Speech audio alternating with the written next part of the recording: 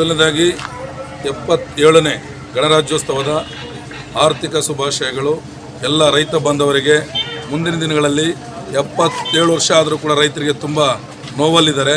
ಮುಂದಿನ ಈ ಸರ್ಕಾರಗಳು ರೈತನ ಮೇಲೆ ತುಂಬ ಕಾಳಜಿಯನ್ನು ತೋರಿಸಲಿ ಅಂತೇಳಿ ಗಣರಾಜ್ಯೋತ್ಸವದ ಆರ್ಥಿಕ ಶುಭಾಶಯಗಳು. ಮತ್ತು ಇವತ್ತೇನು ನಾವು ಗೋವಿಂದರಾಜನಗರ ಕಾವೇರಿಪುರ ಅಲ್ಲಿ ನಮ್ಮ ಮಹಿಳಾ ಅಧ್ಯಕ್ಷರಾದ ಲತಮ್ಮ ಅವರು ಮತ್ತು ನಮ್ಮ ಕುಮಾರಿಯವರು ಅವ್ರ ತಾಯಿಯವರೆಲ್ಲ ಸೇರಿಕೊಂಡು ನಮ್ಮ ವೆಂಕಟಾಚಲ ಅವರೆಲ್ಲ ಸೇರಿಕೊಂಡು ಮಂಜುನಾಥ್ ಅವರೆಲ್ಲ ಸೇರಿಕೊಂಡು ಇವತ್ತು ಗೋವಿಂದರಾಜಪುರದಲ್ಲಿ ಕಾವೇರಿ ನಗರ ಅಲ್ಲಿ ಸಪ್ತಗಿರಿ ಆಸ್ಪತ್ರೆಯನ್ನು ಸಂಪರ್ಕಿಸಿ ಬಡಬಗ್ಗರಿಗೆ ಒಂದು ಶಿಬಿರವನ್ನು ಏರ್ಪಡಿಸಿದ್ದಾರೆ. ನಿಜವಾಗ್ಲೂ ನಮ್ಮ ಕರ್ನಾಟಕ ರಾಜ್ಯ ರೈತೋದಯ ಸೇನೆ ಸಂಘಟನೆ 1008 ಮದುವೆ ಅಷ್ಟೇ ಮಾಡಿಲ್ಲ. ನಾವು ಬಡ ಮಕ್ಕಳುಗಳಿಗೆ, ಬಡವರಿಗೆ, ಬಡ ಕುಟುಂಬಗಳಿಗೆ ಟ್ರೀಟ್ಮೆಂಟನ್ನು ಕೊಡಿಸೋದ್ರು ಕೂಡ ಅದ್ರ ಕೂಡ ಮುಖಾಂತರ ಕೂಡ ನಾವು ತುಂಬ ಅದ್ಧೂರಿಯಾಗಿ ಖುಷಿಯಾಗಿ ನಾನು ನನ್ನ ಸಂಘಟನೆ ಕಟ್ಟಿದ್ದಕ್ಕೆ ನನ್ನ ಹೆಮ್ಮೆ ಅಂತ ಹೇಳ್ಕೊಳ್ತೇನೆ. ಯಾಕೆಂದರೆ ನನ್ನ ಸಂಘಟನೆಯಲ್ಲಿರುವಂಥ ಸಂಘಟಿಗರು ಯಾವ ಜಾತಿ ಯಾವ ಧರ್ಮ ನೋಡೋದಿಲ್ಲ. ಮತ್ತು ಆಮೇಲೆ ಜೊತೆಗೆ ಬೇರೆಯವ್ರ ನೋವನ್ನ ತನ್ನ ನೋವು ಅಂತೇಳಿ ನಮ್ಮ ಹತ್ರ ಇರುವಂಥ ನಮ್ಮಲ್ಲಿ ಕೈಲೆಷ್ಟಾಗುತ್ತೆ ಅಷ್ಟು ಸಹಾಯವನ್ನು ಮಾಡ್ತಾ ಬರ್ತಾಯಿದ್ದೀವಿ. ನಿಮಗೆ ಗೊತ್ತಿದೆ, ಮೊನ್ನೆ 1008 ಮದುವೆಯನ್ನು ಉಚಿತವಾಗಿ ಚಿತ್ರದುರ್ಗದಲ್ಲಿ ಎಂಟೈರ್ ಕರ್ನಾಟಕ ಗೊತ್ತಿದೆ ಮಾಡಿದ್ದೀವಿ.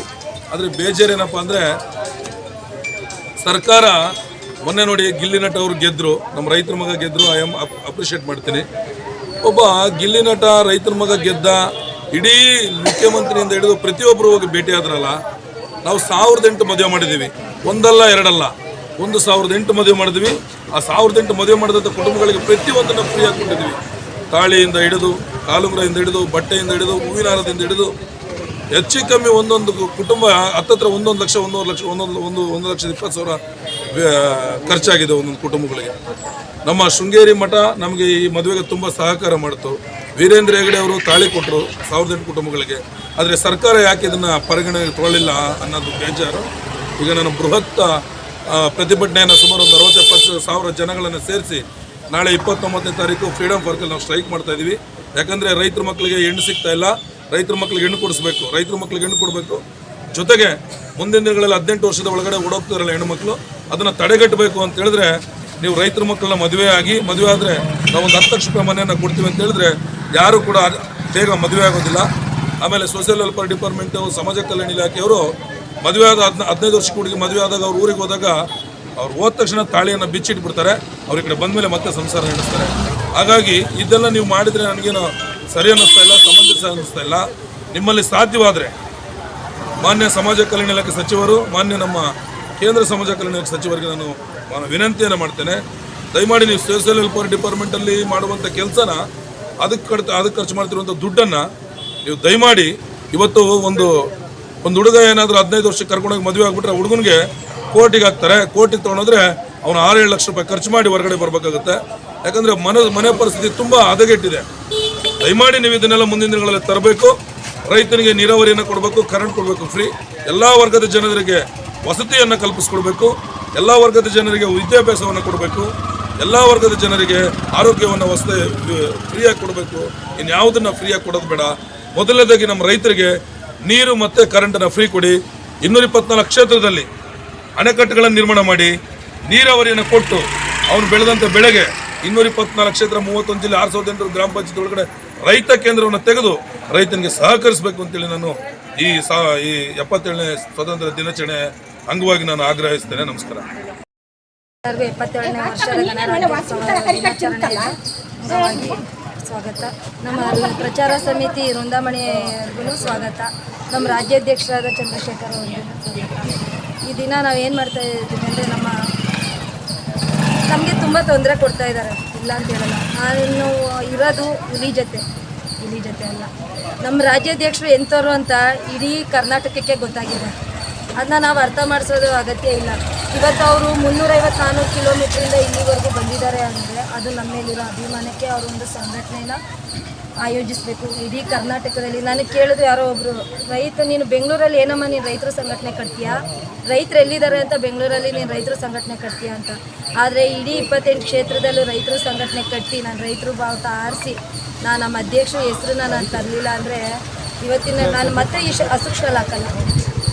ಹಸಿರು ಶಾಲಕಲ್ಲ 1008 ಮದುವೆ ಮಾಡುವಾಗ ನಮ್ಮ ಅಧ್ಯಕ್ಷರಿಗೆ ತುಂಬಾ ತೊಂದರೆ ಕೊಟ್ಟರು. ಒಂದು ಮಿನಿಸ್ಟ್ರು ಬರಲಿಲ್ಲ, ಒಂದು MLA ಬರಲಿಲ್ಲ, ಯಾರೂ ಬರಲಿಲ್ಲ. ಆದರೂ ಅವರು ಸೋಲಿಲ್ಲ, ಹಿಂದೆ ಹೋಗಲಿಲ್ಲ, ಮುಂದೆ ಬಂದರು. ಅವ್ರ ಜೊತೆಲಿರೋ ನಾವು ಅವ್ರಿಗಿರೋ ಒಂದು ಹೆಜ್ಜೆ ಮುಂದೆ ಬರೋಕ್ಕೆ ಇಷ್ಟಪಡ್ತೀವಿ ಹೊರತು ಹಿಂದೆ ಹೋಗೋಣ. ಈ ಎರಡು ಮಾತಾಡಿ ಎಲ್ಲರಿಗೂ ನಮಸ್ಕಾರ. ನಮ್ಮ ಹೆಸರು ವೃಂದಾಮಣಿ ಅಂತ. ಕರ್ನಾಟಕ ರೈತೋದಯ ಹಸಿರು ಸೇನೆಯ ಬೆಂಗಳೂರು ಪ್ರಚಾರ ಸಮಿತಿ ಅಧ್ಯಕ್ಷರು. 77ನೇ ವರ್ಷದ ಗಣರಾಜ್ಯೋತ್ಸವದ ಶುಭಾಶಯಗಳು ಎಲ್ಲರಿಗೂ ಕೋರ್ತೀನಿ. ನಾಡಿನ ಸಮಸ್ತ ಜನತೆಗೆ ಹಸಿರು ಸೇನೆ ವತಿಯಿಂದ ಏನು ನಾವು 1008 ಜೋಡಿನ ಮದುವೆನ ಮಾಡಿದ್ದಾರೆ. ನಮ್ಮ BT ಚಂದ್ರಶೇಖರ್ ಅವರು ಸಂಸ್ಥಾಪಕರು, ಚಿಕ್ಕಮಗಳೂರು ಜಿಲ್ಲೆಯವರು. ಇವತ್ತು ಅಲ್ಲಿಂದ ಬಂದು ಎಲ್ಲ ಇಡೀ ಕರ್ನಾಟಕನೇ ಓಡಾಡಿ ಪ್ರತಿಯೊಂದು ಜೋಡಿನೂ ಕಲೆಕ್ಟ್ ಮಾಡಿ ಇವತ್ತು ಒಂದು ಮದುವೆ ಮಾಡೋದೇ ತುಂಬ ಕಷ್ಟ ಆಗುತ್ತೆ. ಅಂಥದ್ರಲ್ಲಿ ಇಡೀ ಜನನೇ ಕಲೆಕ್ಟ್ ಮಾಡಿ ಬಡವ್ರುಗಳನ್ನ ಕರ್ತಂದು ಅವ್ರಿಗೆ ಅನುಕೂಲ ಆಗೋ ರೀತಿಲಿ ಪಾತ್ರೆ ಸಾಮಾನು, ಮದುವೆಗಳಲ್ಲಿ ಪ್ರತಿಯೊಂದು ಸಾಂಪ್ರದಾಯಿಕವಾಗಿ ಕಂಕಣ ಶಾಸ್ತ್ರ, ಅರ್ಶಿನ ಶಾಸ್ತ್ರ, ಬಳೆ ಶಾಸ್ತ್ರ, ತಾಳಿ, ಕಾಲುಂಗ್ರ ಪ್ರತಿಯೊಂದನ್ನು ಕೊಟ್ಟು ಅವ್ರಿಗೆ ಪಾತ್ರೆ ಸಾಮಾನು ಒಂದು ಸಂಸಾರಕ್ಕೆ ಏನಾಗಬೇಕು ಅದನ್ನು ಕೊಟ್ಟಿದ್ದಾರೆ. ಅದನ್ನು ಕೊಟ್ಟು ಇವತ್ತು ಇಡೀ ಕರ್ನಾಟಕನೇ ತಿರುಗಿ ನೋಡೋದಂತರ ಅವರು ಒಂದು ಮದುವೆನ ಕಾರ್ಯಕ್ರಮನ ಅವರು ಮಾಡಿದ್ದಾರೆ. ಅಂಥ ಒಂದು ಕಾರ್ಯಕ್ರಮಕ್ಕೆ ಇವತ್ತು ಒಬ್ಬರು ಕೂಡ ರಾಜಕಾರಣಿಗಳು ಒಂದು ಬೆಂಬಲ ಕೊಡಲಿಲ್ಲ ಅನ್ನೋದೊಂದು ನಮಗೆ ನಿರಾಶೆಯಾಗಿದೆ. ಅದು ಬೇಡ, ಪರವಾಗಿಲ್ಲ, ಅವ್ರು ಕೊಡದೇ ಇದ್ದರೂ ಪರವಾಗಿಲ್ಲ. ಏಕೆಂದರೆ ಇವತ್ತು ಹಲವಾರು ಸ್ವಾಮೀಜಿಯವರು, ಗುರುಜಿಗಳು, ಈಗ ಶೃಂಗೇರಿ ಮಠದ ಸ್ವಾಮೀಜಿಗಳು ನಮ್ಮ ಜೊತೆ ನಿಂತ್ಕೊಂಡ್ರು. ಹಂಗೆ ನಮ್ಮ ಧರ್ಮಸ್ಥಳ ಕ್ಷೇತ್ರದ ವೀರೇಂದ್ರ ಹೆಗ್ಗಡೆಯವರು ತಾಳಿ ಕಾಲುಂಗ್ರ ಅವರು ಕೊಟ್ಟರು. ಬಟ್ಟೆನ ನಮ್ಮ ಸರವಣ ಸಾಯಿ ಗೋಲ್ಡ್ ಪ್ಯಾಲೇಸ್ ಅವರು ಕೊಟ್ಟರು.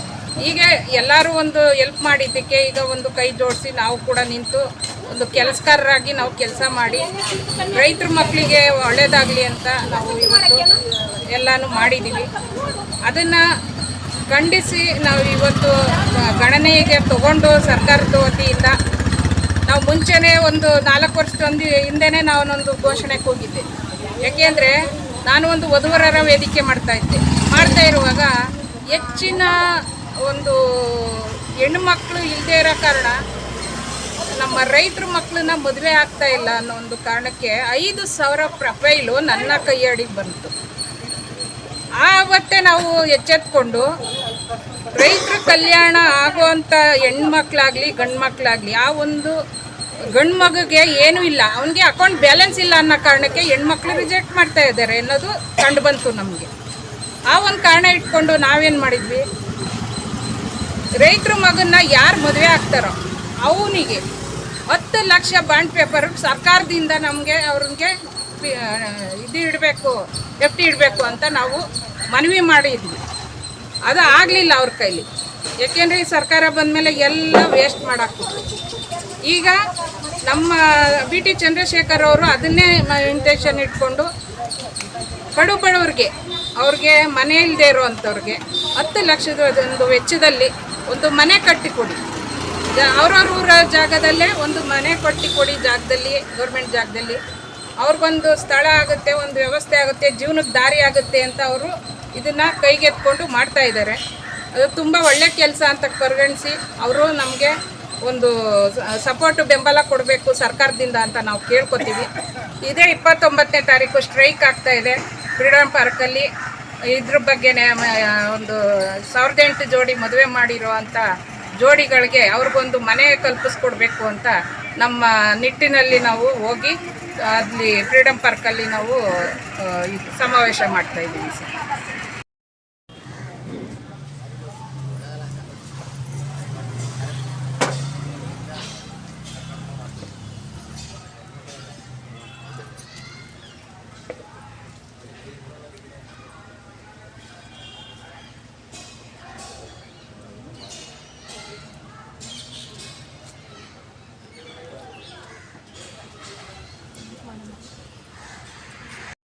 ಕೆಳಗಡೆ ಹೂವು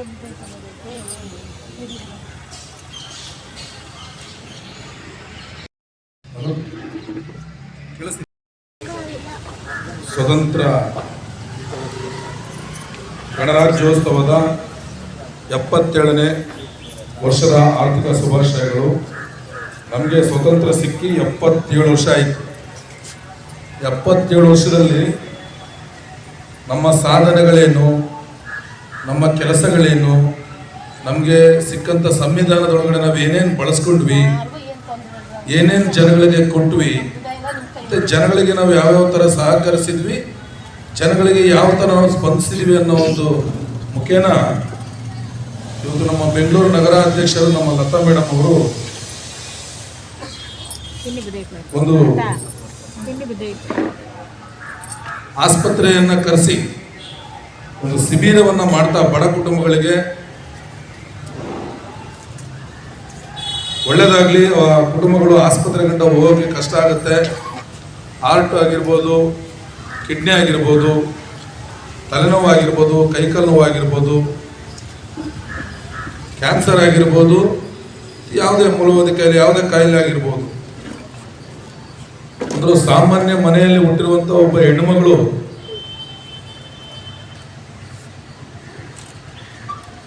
ಇಂಥ ಒಳ್ಳೆ ಕಾರ್ಯಕ್ರಮಕ್ಕೆ ಮುಂದಾಗ್ತಾರೆ ಮತ್ತು ಇಂಥ ಕಾರ್ಯಕ್ರಮ ಮಾಡ್ತಾರೆ ಅಂದರೆ ನಿಜವಾಗ್ಲೂ ನಮಗೂ ಕೂಡ, ನಮ್ಮ ಸಂಘಟನೆಗೂ ಕೂಡ ತುಂಬ ಅಪರೂಪವಾದ ಗೌರವವನ್ನು ತಂದುಕೊಟ್ಟ ಲತಮ್ಮವರು ಮುಂದಿನ ದಿನಗಳಲ್ಲಿ ಅವ್ರದೇ ಆದ ಶಕ್ತಿಯನ್ನು ನಿಮ್ಮ ಕ್ಷೇತ್ರದಲ್ಲಿ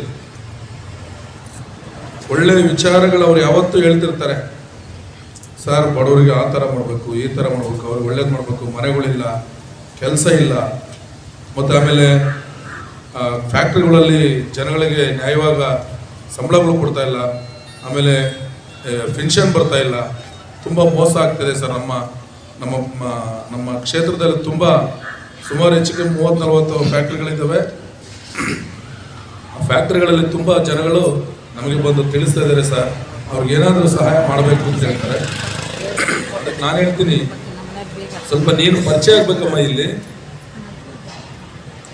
ಯಾವುದೋ ಪಕ್ಷಕ್ಕೆ ಸೀಮಿತವಾಗಬಾರ್ದು, ನೀನು ಎಲ್ಲರನ್ನ ಸಂಭಾಳಿಸ್ಕೊಂಡು ಎಲ್ಲರನ್ನೂ ಜೊತೆಲಿ ಹಿಡ್ಕೊಂಡು ಹೋಗ್ಬೇಕಮ್ಮ ನೀನು ಅಂತಾಗ ಆ ತಾಯಿ ಗಣರಾಜ್ಯೋತ್ಸವ ದಿನ ಸರ್, ನಾನೊಂದು ಬಡವರಿಗೆ ಒಂದು ಆಸ್ಪತ್ರೆಯನ್ನು ಕರೆಸಿ ನಾನು ಟ್ರೀಟ್ಮೆಂಟನ್ನು ಕೊಡಿಸ್ಬೇಕು ಅಂತಿದ್ದೀನಿ ಸರ್, ತಾವು ದಯಮಾಡಿ ಬರಬೇಕು ಅಂತ ಹೇಳಿದಾಗ, ಅಯ್ಯೋ ನಾರಾಯಣ, ನಾವು ಇರೋದೇ ಬಡವರಿಗೋಸ್ಕರ, ನೀವು ಅಂಥ ಒಳ್ಳೆ ಕೆಲಸ ಮಾಡ್ತೀವಿ ಅಂದರೆ ಖಂಡಿತವಾಗ್ಲೂ ಬರ್ತೀವಮ್ಮ ಅಂತೇಳಿ ಸುಮಾರು 400-280 ಕಿಲೋಮೀಟರ್ ನಮ್ಮೂರು, ಅಲ್ಲಿಂದ ಇವತ್ತು ನಮ್ಮ ಲತಾ ಮೇಡಮ್ ಅವ್ರು ಮಾಡಿರುವಂಥ ಈ ಕಾರ್ಯಕ್ರಮಕ್ಕೆ ಸಪ್ತಗಿರಿ ಆಸ್ಪತ್ರೆಯವರು ತುಂಬ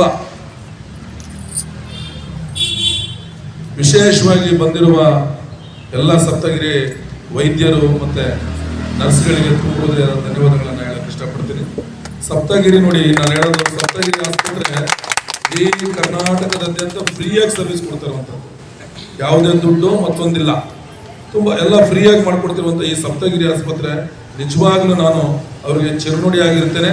ಆದರೆ ಜೊತೆಗೆ ಮುಂದಿನ ದಿನಗಳಲ್ಲಿ ಇಡೀ ಕರ್ನಾಟಕದ ಉದ್ದಗಲಕ್ಕೂ ನಾನು ಸಪ್ತಗಿರಿ ಆಸ್ಪತ್ರೆಯವರ ಸಪೋರ್ಟನ್ನು ತಗೊಂಡು ಎಲ್ಲ ರೈತ ಬಾಂಧವರಿಗೆ, ಎಲ್ಲ ರೈತರಿಗೆ ಇಂಥ ಶಿಬಿರಗಳನ್ನು ಮಾಡ್ತಾ ನಮ್ಮ ಸಂಘಟನೆಯ ಶಕ್ತಿಯನ್ನು ತೋರಿಸ್ತಾ, ಮೊನ್ನೆ ನಿಮಗೆಲ್ಲ ಗೊತ್ತಿರುವ ಹಾಗೆ ನಾವು 1008 ರೈತ ಕಲ್ಯಾಣೋತ್ಸವ ಸಮಾವೇಶವನ್ನು ಮಾಡಿದ್ದೀವಿ. ಅಂದರೆ ಬಡವರ ಮಕ್ಕಳಿಗೆ ಮದುವೆಯನ್ನು ಮಾಡಿದ್ದೀವಿ. 1008 ಇತಿಹಾಸ ದಾಖಲೆಯನ್ನು ಮಾಡಿದ್ದೀವಿ. ಆದರೆ ಇವತ್ತು ಗಣರಾಜ್ಯೋತ್ಸವ ವಿಶೇಷ ದಿನ, ತುಂಬ ನೋವಿನಲ್ಲಿ ಉಳಿದ್ರು ಕೆಲವೊಂದು ಅಡೆತಡೆಗಳು ಆಗಿದೆ ನಮ್ಗೆ ಆಲ್ರೆಡಿ. ನಾನು ಮುಂದಿನ ದಿನಗಳಲ್ಲಿ ಎಲ್ಲರಿಗೂ ಹೇಳಕ್ಕೆ ಇಷ್ಟಪಡ್ತೇನೆ, ನನ್ನ ಬ್ಯಾನರ್ ಮುಟ್ಟಬೇಕಂದ್ರೆ ಯೋಚನೆನೂ ಕೂಡ ಮಾಡಬಾರ್ದು ನನ್ನ ಬ್ಯಾನರ್ ಮುಟ್ಟಕ್ಕೆ. ಯಾಕಂದರೆ ಈಗ ಆಲ್ರೆಡಿ ಸುಮಾರು 4-5 ಜನದ ಮೇಲೆ FIR ಮಾಡಿ ಅವ್ರು ಜೈಲಿಗೆ ಹಾಕಿದ್ದೀನಿ. ನಾನು ಕರ್ನಾಟಕ ರಾಜ್ಯ ರೈತೋದಯ ಹೆಸರು ಸೇನೆ ಅನ್ನೋದು ಯಾರ್ದೋ ಸಂಘಟನೆ ಅಲ್ಲ, ಅದು ನಾನು ನನ್ನ ಬೆವರಿನಿಂದ ಕಟ್ಟಿರುವಂಥ ಸಂಘಟನೆ. ರೈತರ ಸಂಘಟನೆ ಬ್ಯಾನರ್ಗಳು ಹರಿಯೋದಾಗಲಿ, ಅವ್ರಿಗೆ ಅಪಮಾನ ಮಾಡೋದಾಗಲಿ ಅವು ಮಾಡಬಾರ್ದು ಯಾರು. ಯಾಕಂದರೆ ನಾನು ಬೆಳೆಯೋದ್ರ ಜೊತೆಗೆ ನಮ್ಮವ್ರನ್ನ ಬೆಳೆಸ್ತಾರಲ್ಲ ಅಂತ ಯೋಗ್ಯ ಇರಬೇಕು ಮನುಷ್ಯನಿಗೆ, ಯಾರೇ ಆಗಲಿ, ನಾನಾಗಲಿ ಇನ್ನೊಬ್ಬರಾಗಲಿ. ಯಾರಿಗೆ ತೊಂದರೆ ಕೊಡೋದು ದೊಡ್ಡ ವಿಷಯ ಅಲ್ಲ. ತೊಂದರೆ ಕೊಟ್ಟರೆ ಆ ತೊಂದರೆ ನಮ್ಗೆ ಯಾವ ಥರ ರಿವರ್ಸ್ ಕೊಡ್ತಾನೆ ಭಗವಂತ ಅಂದರೆ ಮುಟ್ಟು ನೋಡ್ಕೋಬೇಕು. ಭಗವಂತ ಕೊಟ್ಟರೆ ಮುಟ್ಟು ನೋಡ್ಕೋಬೇಕು, ಆ ಥರ ಕೊಡ್ತಾನೆ. ದಯಮಾಡಿ ಇನ್ಮೇಲೆ ಯಾವುದೇ ಮಾಡಬೇಕಾದ್ರೆ ಅಮ್ಮ ನೀವು ದಯಮಾಡಿ ನೀವು ಧೈರ್ಯದಿಂದ ಮಾಡಿ. ಯಾಕಂದರೆ ಕರ್ನಾಟಕದೊಳಗಡೆ ನಿಜವಾಗ್ಲೂ ನಾವು 1008 ಮದುವೆ ಮಾಡಿದ್ದೀವಿ, ಯಾರಿಗೂ ಭಯ ಪಡೋ ಅವಶ್ಯಕತೆ ಇಲ್ಲ. ನೀವು ರಾಜಕೀಯ ಬಿಟ್ಬಿಟ್ಟು, ಜಾತ್ಯತೀತ ಬಿಟ್ಬಿಟ್ಟು ನೀವೇನೇ ಸಮಾವೇಶ ಮಾಡ್ತೀರಿ, ಏನೇ ಸಂಘಟನೆ ಮಾಡ್ತೀರಿ, ಏನೇ ಸಹಾಯ ಮಾಡ್ತೀರಿ, ಇಂಥ ಶಿಬಿರಗಳು ಮಾಡ್ತೀರಿ, ಅದು ನಿಮ್ಮ ಸಂಘಟನೆ ಪರವಾಗಿರಲಿ ಅಮ್ಮ. ನೀವೆಲ್ಲರೂ ಸಂಘಟನೆ ಪರವಾಗಿ ಮಾಡಿ ಇವತ್ತು ನನ್ನನ್ನು ಕರೆಸಿ ವೇದಿಕೆ ಒಳಗಡೆ ಮಾತಾಡಲಿಕ್ಕೆ ಅವಕಾಶ ಮಾಡಿಕೊಟ್ಟಂತ ನಿಮ್ಮೆಲ್ಲರಿಗೂ ನಾನು ಅನಂತ ಕೋಟಿ ನಮಸ್ಕಾರಗಳು ತಿಳಿಸ್ತಾ, ಇವತ್ತೇನು ನನ್ನ ತಾಯಂದಿರು, ನನ್ನ ಅಣ್ಣಂದಿರು, ನಮ್ಮ ತಂದೆಯಂದಿರು ಬಂದರೆ, ಅವರೆಲ್ಲ ಟ್ರೀಟ್ಮೆಂಟ್ ತೊಗೊಳಕ್ಕೆ ಬಂದರೆ. ಪಾಪ ಎಲ್ಲರೂ ಟ್ರೀಟ್ಮೆಂಟ್ ತೊಗೊಂಡು ನಿಮಗೆಲ್ಲ ಒಳ್ಳೇದಾಗಲಿ. ಏನೇನು ನೋವಿದೆ ಡಾಕ್ಟ್ರುಗಳಿಗೆ ತಿಳಿಸಿ, ಪಾಪ ಅವರೆಲ್ಲ ಚೆಕಪ್ ಮಾಡಿ ನಿಮಗೆಲ್ಲ ಒಳ್ಳೇದು ಮಾಡ್ತಾರೆ. ಇಲ್ಲಾಗಲಿಲ್ಲ ಅಂದರೆ ಬರ್ಕೊಡ್ತಾರೆ, ಅವ್ರು ಸಪ್ತಗಿರಿಗೆ ಹೋಗ್ಬೋದು ಅಲ್ವಾ. ಇಲ್ಲೇನಾದ್ರು ಸಾಧ್ಯವಾಗಿಲ್ಲ ಅಂದರೆ ಟ್ರೀಟ್ಮೆಂಟ್ಗಳನ್ನು ಹೊರಗಡೆ ನಿಮಗೆ ಆಸ್ಪತ್ರೆಗೆ ಕರಿತೀರಿ, ಇಲ್ಲ ಆದರೆ ಇಲ್ಲಿ ಮಾಡ್ತೀರಿ. ಏನಾದರೂ ಇಲ್ಲ ಅಂದರೆ ನೀವು ಅಲ್ಲಿ ಕರ್ಕೊಂಡು ಹೋಗ್ತೀರಿ. ಓಕೆ, ಅದನ್ನು ಮಾಡ್ತಾರೆ. ದಯಮಾಡಿ ಫ್ರೀಯಾಗಿ ಇಂಥ ಶಿಬಿರಗಳು ಮಾಡಬೇಕಾದ್ರೆ ಯಾರೇ ಮಾಡಲಿ, ಲತಮ್ಮ ಅಂತಲ್ಲ, ನಾನಲ್ಲ, ಯಾರು ಮಾಡಿದ್ರು ಇಂಥ ಶಿಬಿರಗಳಿಗೆ ದಯಮಾಡಿ ಹೋಗ್ರಿ. ನೀವು ಬಡವರು, ನೀವು ಇಂಥ ಶಿಬಿರಕ್ಕೆ ಹೋಗಿ ನಿಮ್ಮ ಅಂಗಾಂಗಗಳನ್ನು, ನಿಮ್ಮ ದೇಹಗಳನ್ನು, ನಿಮ್ಮ ಸರ್ವ ಅಂಗಗಳನ್ನು ಒಂದು ವೈದ್ಯರ ಹತ್ರ ತೋರಿಸಿದಾಗಲೇ ನಿಮಗೆ ಅದು ಸರಿಯಾಗುತ್ತೆ, ಇಲ್ಲಾಂದರೆ ಕಷ್ಟ ಆಗುತ್ತೆ. ಒಂದು ನೋವಿದ್ರು, ಒಂದು ಸಣ್ಣ ಜ್ವರ ಬಂದ್ರೇ ಜಾಸ್ತಿ ಆಗ್ಬಿಡುತ್ತೆ. ಈಗ ಕೋವಿಡಲ್ಲಿ ಬಂದು ಎಲ್ಲರಿಗೂ ಪಾಠ ಕಲಿಸಿದೆ ಆಲ್ರೆಡಿ. ಹುಷಾರಿಲ್ಲ, ದಯಮಾಡಿ ತೋರಿಸ್ಕೋಬೇಕು ನೀವೆಲ್ಲ ಅಂತೇಳಿ ನನ್ನ ಮಾತನ್ನು ಮುಗಿಸ್ತೇನೆ. ಎಲ್ಲರಿಗೂ ನಮಸ್ಕಾರ. ಮೊದಲನೇದಾಗಿ ನಮ್ಮ ರಾಜ್ಯಾಧ್ಯಕ್ಷರಿಗೆ ಧನ್ಯವಾದ ಹೇಳಬೇಕು. ನಾವು ಇಂಥ ಒಂದು ಪ್ರೋಗ್ರಾಮ್ ಮಾಡ್ತೀವಿ ಅಂದಾಗ 350 ಕಿಲೋಮೀಟ್ರಿಂದ ಬಂದಿದ್ದಾರೆ ಇಲ್ಲಿ. ನಾನಿಲ್ಲಿ ಯಾವುದು ರಾಜಕೀಯ ಪರವಾಗಿ ನಾನು ಕೆಲಸ ಮಾಡ್ತಾ ಇಲ್ಲ. ಎಲ್ಲರ ಹತ್ರ ನಾನು ದಯವಿಟ್ಟು ಕೇಳ್ಕೊತೀನಿ, ನಾನಿಲ್ಲಿ BJP, ಕಾಂಗ್ರೆಸ್ಸು, JDS ಅಂತ ನಾನು ಕೆಲಸ ಮಾಡ್ತಾ ಇಲ್ಲ. ನಾನೊಂದು ರೈತರ ಸಂಘಟನೆಯಲ್ಲಿ ಕೆಲಸ ಮಾಡ್ತಾ ಇದ್ದೀನಿ. ನಾನು ಹಿಂದೆ ಇರೋರು ಕಮ್ಮಿ ಆದಾರಲ್ಲ, ಹುಲಿನ ಇಟ್ಕೊಂಡು ನಾನು ಮುಂದಕ್ಕೆ ನಡೀತಾ ಇದ್ದೀನಿ. ದಯವಿಟ್ಟು ಎಲ್ಲರೂ ಆದರೆ ನನಗೆ ಸಹಕರಿಸ್ರಿ, ಯಾರು ನನಗೆ ತೊಂದರೆ ಮಾಡಬೇಡಿ. ಯಾಕಂದರೆ ನಾನು ನಿನ್ನೆ ಬ್ಯಾನರ್ ಕಟ್ಟಿದ್ದೀನಿ, ಬ್ಯಾನರ್ಗಳು ಅರ್ಧ ಹಾಕಿದ್ದಾರೆ, ಪರವಾಗಿಲ್ಲ. ಅವ್ರು ಎಷ್ಟು ಅರ್ಧ ಹಾಕ್ತಿರ್ತಾರೋ ನಾನು ಅಷ್ಟು ಕಟ್ತಾ ಇರ್ತೀನಿ. ನಾನು ತೊಂದರೆನೇ ಯೋಚನೆ ಮಾಡಲ್ಲ. ಅವ್ರು ಎಷ್ಟು ಅರಿತಿರ್ತಾರೋ ನಾನು ಅಷ್ಟು ಕಟ್ತಾ ಇರ್ತೀನಿ. ಯಾಕಂದರೆ ಚಂದ್ರಮ್ಮನ ಮಗಳು ಅಂತ ಅನ್ಸ್ಕೊಂಡಿರೋದು, ಬೇರೆಯವ್ರ ಮಗಳು ಅಂತ ಅನ್ಸ್ಕೊಂಡಿಲ್ಲ. ಇವತ್ತು ಈ ಜಾಗದಲ್ಲಿ ನಿಂತು ಇಂಥ ಒಂದು ಕೆಲಸ ಮಾಡ್ತಾ ಇದ್ದೀನಿ ಅಂದರೆ ಅದು ನಮ್ಮ ರಾಜ್ಯಾಧ್ಯಕ್ಷ ಧೈರ್ಯದಿಂದ. ನಾನೊಂದು MLA ಮನೆಗೆ ಹೋಗ್ದಲೇ ಇರೋಳು ಇವತ್ತು CM ಮನೆಗೆ ಹೋಗಿ ಬರ್ತಾ ಇದ್ದೀನಿ ಅಂದರೆ ಅದು ನಮ್ಮ ರಾಜ್ಯಾಧ್ಯಕ್ಷರು ಧೈರ್ಯದಿಂದ, ಇವತ್ತು ಇಲ್ಲಿ ನಿಂತಿರೋದು ಅವ್ರ ಸಹಕಾರದಿಂದ. ತೊಂದರೆ ಮಾಡಿ ಒಂದು ಹೆಣ್ಮಕ್ಳು ಏನೋ ಒಂದು ಮಾಡ್ತಾ ಇದ್ದೀನಿ ಅಂದಾಗ ಆದರೆ ಸಹಕರಿಸ್ರಿ, ಇಲ್ವಾ ಸುಮ್ಮನಿದ್ಬಿಡಿ, ತೊಂದರೆ ಅಂತೂ ಮಾಡಬೇಡಿ. ನಿನ್ನೆ ನಾನು 3 ಕಡೆ ಬ್ಯಾನರ್ ಕಟ್ಟಿದ್ದೀನಿ, 3 ಕಡೆ ಬ್ಯಾನರು ಕಿತ್ತೋಗಿದ್ದಾವೆ, ಪರವಾಗಿಲ್ಲ, ನನಗೆ ಖುಷಿ. ಅವ್ರು ಎಷ್ಟು ಅರ್ಧ ಆಗ್ತಾ ಇರ್ತಾರೋ ನನಗೆ ಅಷ್ಟು ಖುಷಿ. ನಾನು ಮತ್ತೆ ಹೆಚ್ಚು ಪ್ರೋಗ್ರಾಮ್ ಮಾಡ್ತಾ ಇರ್ತೀನಿ, ಗೌರ್ಮೆಂಟ್ ಸಹಕಾರ ಸೌಕರ್ಯ ಕೊಡಿಸ್ತಾ ಇರ್ತೀನಿ. ಇನ್ಮೇಲೆ ಮನೆಗೂ ಹೋಗ್ತೀನಿ ನಾನು ಎಲ್ಲರ ಕಷ್ಟ ಕೇಳೋಕ್ಕೆ. ಇವತ್ತು ರಾಜಕಾರಣಿಗಳು ಮಾಡ್ತಿರೋ ಕೆಲಸನ ನಮ್ಮ ಕರ್ನಾಟಕ ರಾಜ್ಯ ರೈತೋದಯ ಹಸಿರು ಸೇನೆ ಸಂಘಟನೆಯಿಂದ ಪ್ರತಿಯೊಂದು ನಮ್ಮ ಗೋವಿಂದರಾಜನಗರ ಕ್ಷೇತ್ರದಲ್ಲಿ ಕಷ್ಟ ಅಂತ ಅಂದರೆ ತಡಿಯಪ್ಪ ನಮ್ಮ ರೈತರು ಸಂಘಟನೆಗೆ ಹೋಗ್ಬೇಕು ಅನ್ಬೇಕು ಎಲ್ಲರೂ. ಆ ಥರ ನಾನು ಬೆಳೆಸಿ ನಾನು ಇಲ್ಲೊಂದು ನೆಲೆ ಮಾಡಲಿಲ್ಲ ಅಂದರೆ ಅಮ್ಮ ಬೈಕ್ ಅವ್ರು ಯಾವತ್ತೂ ಯಾರಿಗೂ ಗುರುತಿಸ್ಕೊಳ್ಳಿಲ್ಲ. ಅವ್ರು ಯಾವತ್ತೂ ನಾನು ಮಾಡಿದ್ದೀನಿ ಅಂತಲೇ ಹೇಳಿಲ್ಲ. ನಮ್ಮಮ್ಮ ಇವತ್ತು ಯಾಕಮ್ಮ ನೀನು ಯಾವ ರಾಜಕೀಯದಲ್ಲಿ ಮಾಡ್ತೀಯ ಕೆಲಸ ಅಂತ ಕೇಳಿಲ್ಲ, ಯಾವ ಸಂಘಟನೆಯಲ್ಲಿ ಮಾಡ್ತೀಯ ಅಂತ ಕೆಲಸ ಕೇಳಿಲ್ಲ. ನೀನೇನೇ ಮಾಡು 10 ಜನಕ್ಕೆ ಒಳ್ಳೇದಾಗೋದು ಮಾಡು ಅಂತ ಹೇಳಿದ್ದಾರೆ. ಇವತ್ತು ಒಂದು ಏನೇ ಆಗಿರ್ಬೋದು, ಒಂದು ಮಕ್ಕಳು ಸ್ಕಾಲರ್ಶಿಪ್ ಆಗಿರ್ಬೋದು, ಒಬ್ಬರದು ಸಂಬಳ ಆಗಿರ್ಬೋದು, ಒಂದು ಕಾರ್ಮಿಕರು ಆಗಿರ್ಬೋದು, ಮುಂದಿನ ದಿನಗಳಲ್ಲಿ ನಾನು ಎಷ್ಟೆಷ್ಟೋ ಯೋಜನೆಗಳನ್ನ ಯೋಚನೆ ಮಾಡಿದ್ದೀವಿ ನಾವು ನಮ್ಮ ಅಧ್ಯಕ್ಷರು.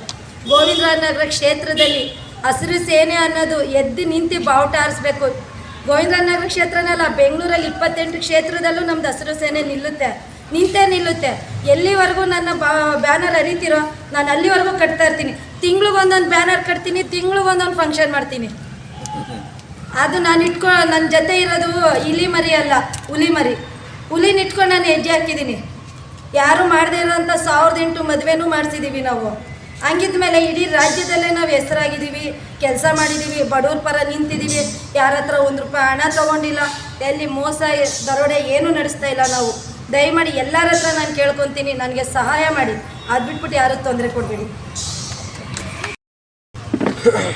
ರಂಗನಾಥಪುರ, ಕಾವೇರಿಪುರ, ನನ್ನ ಅಕ್ಕದಿರು, ನನ್ನ ತಂಗಿದ್ರು. ಚಂದ್ರಮ್ಮ ಬೆಳಗ್ಗೆ ಹೋಗಿ ಸಾಯಂಕಾಲ ಬರ್ತಾಳೆ. ಚಂದ್ರಮ್ಮ ಕಷ್ಟಪಡ್ತಾಳೆ, ಯಾರೂ ಇಲ್ಲ. ಇಲ್ಲೇ ಕೂತಾರ ವ್ಯಕ್ತಿಗಳು. ಇವೆರಡೇ ವ್ಯಕ್ತಿ ನನಗೆ ಗೊತ್ತಿದ್ದು.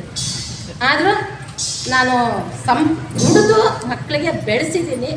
ಈ ಲೆಕ್ಕಾಚಾರ ನಿಂತ್ಕೊಳ್ಳೋಕೆ ಸ್ವಲ್ಪ ನನಗೆ ಕೋಪ. ನಾನು ಯಾರು ನಿಮ್ಮನ್ನು ಪರಿಚಯ ಮಾಡಲಿಲ್ವಲ್ಲ, ನನಗೆ ಅವ್ರು ಪರಿಚಯ ಮಾಡ್ಕೊಂಡ್ಬಿಡ್ತಾರೆ. ನಿನಗೆ ಯಾಕೆ, ನಿನಗಿದು ಯಾಕೆ? ನಾವು ನಿಮ್ಮನ್ನು ಸಾಕಿದ್ದೀವಿ. ಈಗ ನನ್ನ ಮಕ್ಕಳು ನಾನು ಸಾಕಿದ್ದೀನಿ, ಇಡೀ ಪ್ರಪಂಚ ಜನ ನನ್ನ ಮಕ್ಕಳನ್ನ ನೀವು ಸಾಕ್ತೀವಿ.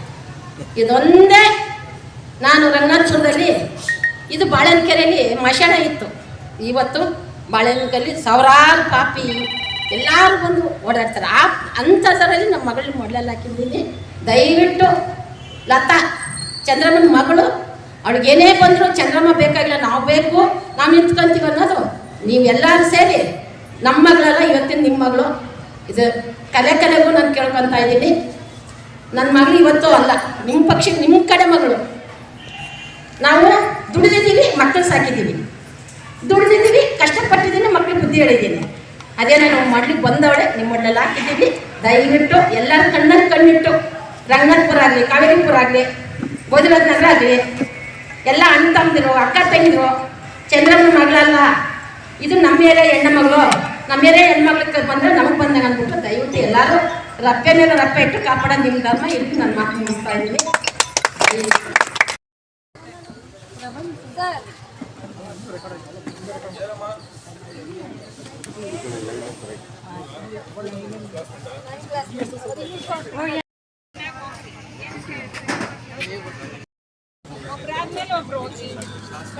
ಬ್ಲಡ್ ಕಮ್ಮಿ ಇದೆ.